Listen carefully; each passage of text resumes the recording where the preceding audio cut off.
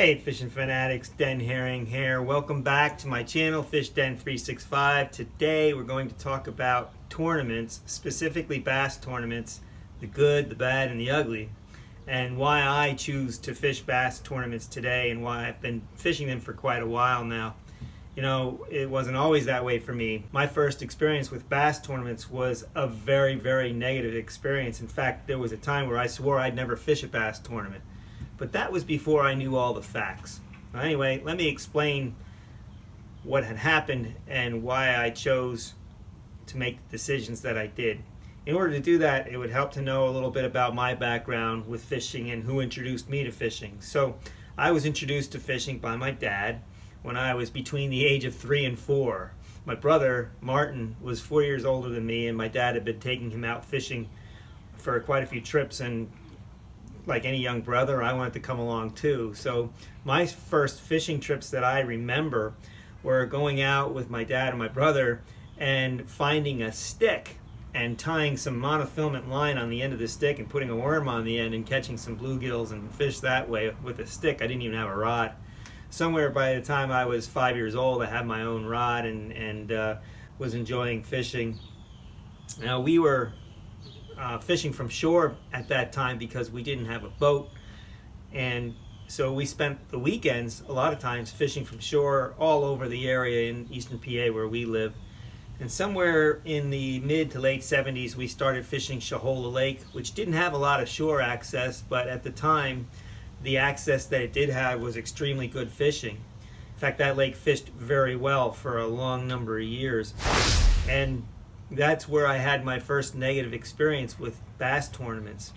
I believe the year was something around 1980, might have been 1981. I know I was still in high school at the time, and we were there, my dad and I were there to fish on a Saturday or Sunday, I don't remember which, and we got to the lake to launch we had at that time we had gotten a canoe, because when we were fishing Shahola, I would always tell my dad, just think how much more water we can get to if we had a canoe. So my dad bought a canoe in 1978, and by 79, 80, I was out there with him fishing all the time. So anyway, we were getting our canoe ready, and we looked up at the water, and there were dead bass just everywhere, and bass in the lake floating and about ready to die. And these were not small fish. They were a lot of 4, 5, 6 pound fish, and they were just floating and dead on the shore. Some were thrown up on the banks, just dead. And there was a guy there looking at all this, and we asked him what the heck happened, because we thought it was a fish kill or something. And he said that no, there was a bass tournament there in the morning that day, and it was some club, and they came back and they just didn't take care of the fish. They weighed their fish and they treated them horribly, and they just threw them back. The dead ones they just threw on the ground. I mean, it was just terrible. In fact, it pissed me off so much that I wrote a letter to the Game Commission about it, because the Game Commission is who owns Shahola Lake and who runs that lake.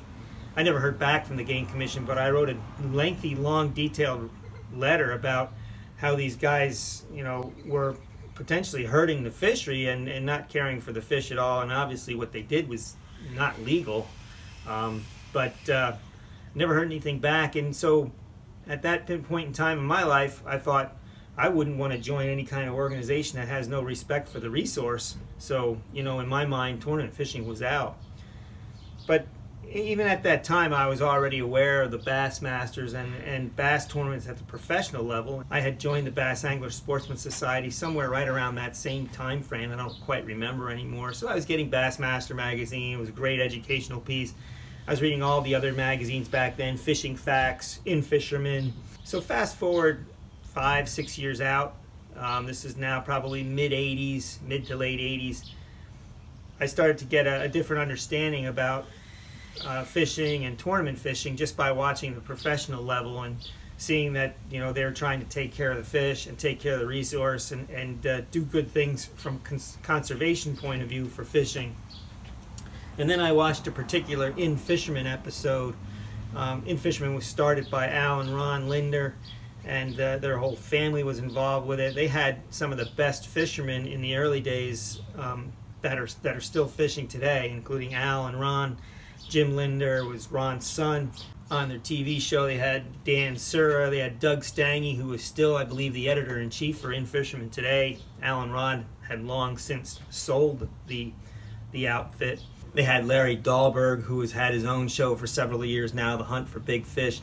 All these guys were great multi-species anglers and very good bass fishermen. A lot of them had success in multiple tournaments. And there was an In Fisherman show that I remember watching somewhere in the late 80s, could have been early 90s, and they were talking about the effect of tournament fishing on fishing in general, and particularly bass fishing. And it was a very interesting program. I still have it on tape. Every now and then I'll refer to it because it was very thought-provoking in that most of what drives the industry today, the improvements in your rods, the improvements in your reel, the great baits that we all take for granted today, the improvements in soft plastic and the hard plastic baits, most of that, and this was their contention, and I believe it's true, was driven by tournament fishing, by the competition that takes place with tournament fishing, and that need to be ahead of your competition. It was what was driving the tournament anglers. They were looking for their sponsors to come out with better products. The sponsors had engineering that was looking into how do we make our products better, how do we make better rods, reels, how do we make better baits that appeal to fish more. And so their whole argument was that tournament fishing really accelerated that whole drive.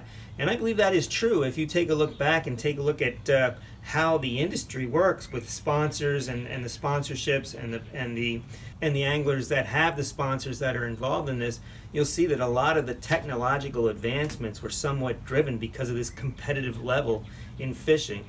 And so it was an interesting thing to see that. And I decided at that point to give tournament fishing a second look, because that there were many bass clubs that had tournaments, and a lot of these bass clubs were doing good things. They were working with fish commissions, their local and state authorities for improving lakes, maybe putting in a new ramp, putting structure and cover into the water, multiple cleanups where they're taking pollution and litter out. A lot of good things are done that way. It's unfortunate, but sometimes the act of a few clubs or a few people who just don't give a crap about the resource can really give you the wrong impression about things, and that's true with anything in life. So as time went on, I began to realize that and started taking a look at tournament fishing and bass clubs. I don't belong to a club today, and the only reason for that is because my time is extremely limited, and if I joined a club, I would want to fish all those club tournaments that they have, and I just can't do that right now. But that day is coming. Eventually, my kids will be up and out of the house. They're already at college age now, and so I'm looking in for the near future, just down the road a little bit, when my kids become more independent.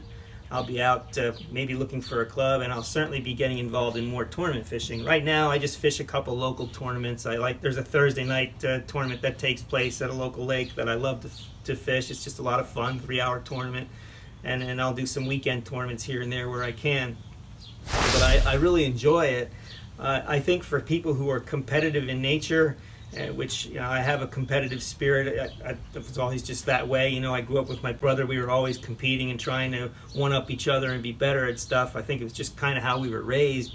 And so if you like competition and you have a competitive type spirit, then you may want to take a look at bass fishing if you enjoy it on the tournament level, because it's a way for you to test your skill, and it's very enjoyable. I'm certainly not saying that I'm some great tournament angler. I'm not, but I've won a few here and there, and when you do win one, it's just a really good feeling, especially when you put the work in yourself to figure out what the fish are doing and how to catch them. It's just a lot of fun, and it's very rewarding and gratifying when everything comes together and you're able to put things together and get a win. And of course, it can be very challenging. I mean, just because you're on fish or you're catching fish, or that you think that you might be a very good fisherman, doesn't necessarily mean that you'll do well in tournaments, because the conditions in the tournaments are different. For example, let's say you have a lake that you like to fish, and you have a couple of spots that you know that you've had success on, and you can go there and catch fish. Well, that's great, but if you're not one of the first people on that spot or two that you know, and someone else gets there before you, then you have no right to try and fish in front of them. In fact, I would never encourage anything like that. That's one of the things that gives tournaments a bad name, when you have a couple bad actors cutting in front of others and trying to fish their water, so to speak.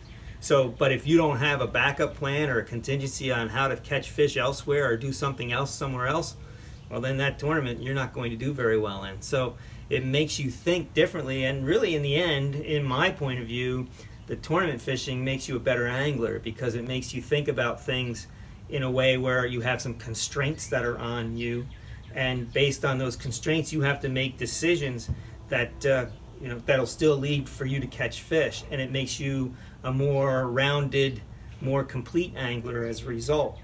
For example, you might have found a spot on a lake that has some lily pads and there's a good toad or frog bite there. But if someone's fishing that area and there's not many other areas like that on the lake, well, you might have to learn how to fish a crankbait or a drop shot somewhere else. And so making you a more versatile angler only makes you a better angler over time. And tournaments force that, because if you want to be competitive on the tournament level, you have to be versatile. Otherwise, you're not going to have as many opportunities to be successful. And I realize tournaments aren't for everybody, and that's fine. You can enjoy fishing without having to fish tournaments, and I encourage everybody to get out and just enjoy the water and just be out there and enjoy fishing in general.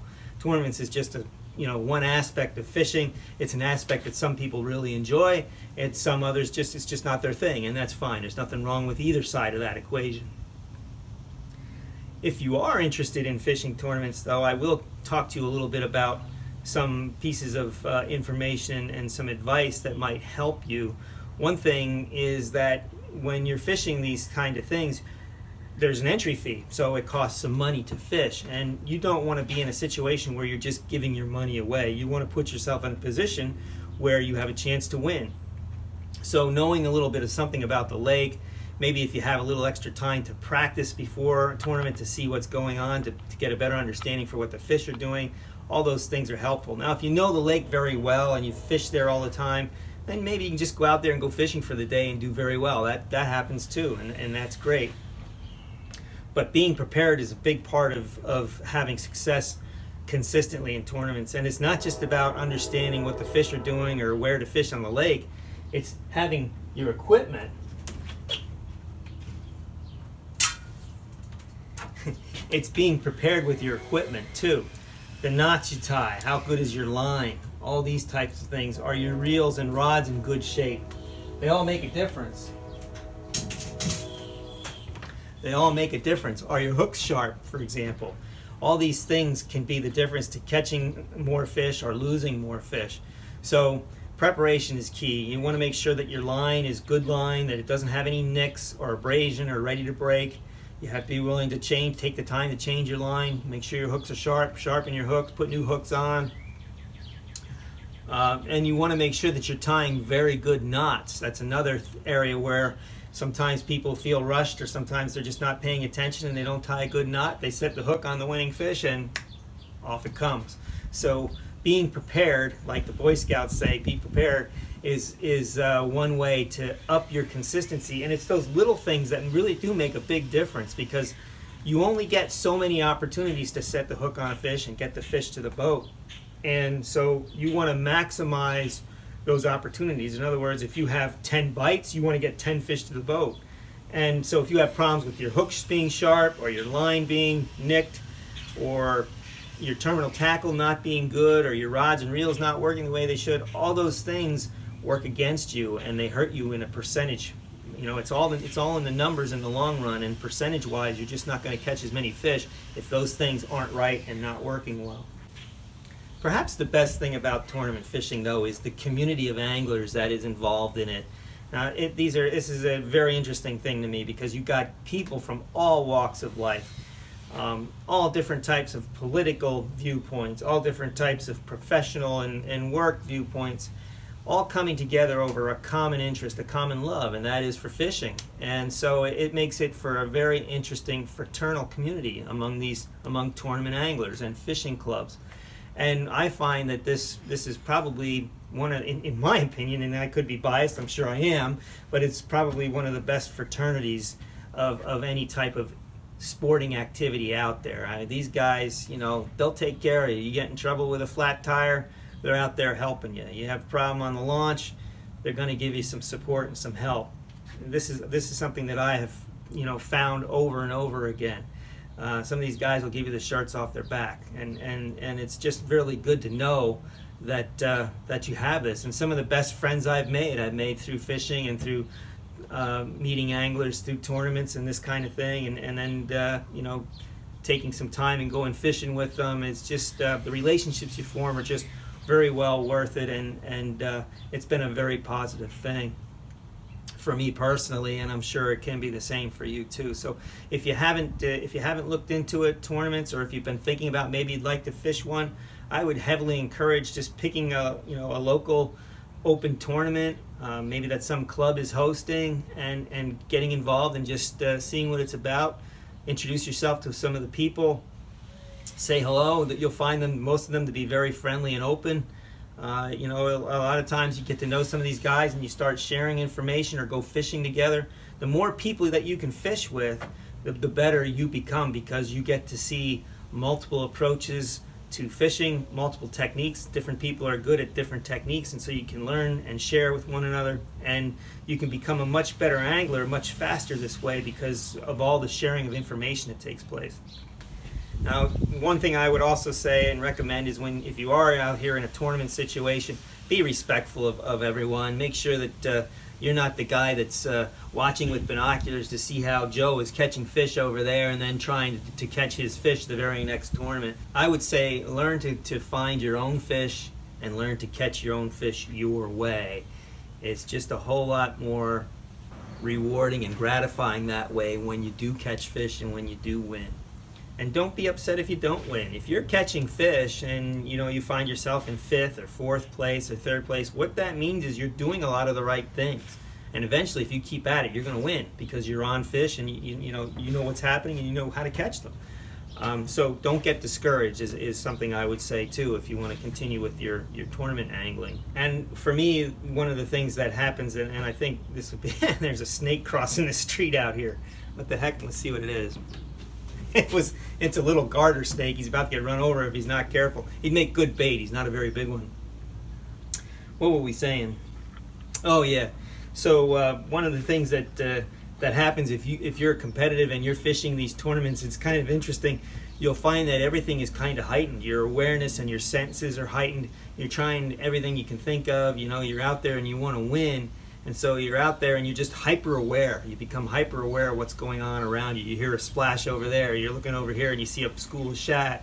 And so it's just exciting. And so anytime you have that kind of excitement going on, your senses are heightened. And there's a bit of a high to that. It's actually a very good feeling when that takes place. So that's something that I really enjoy out of the tournament fishing.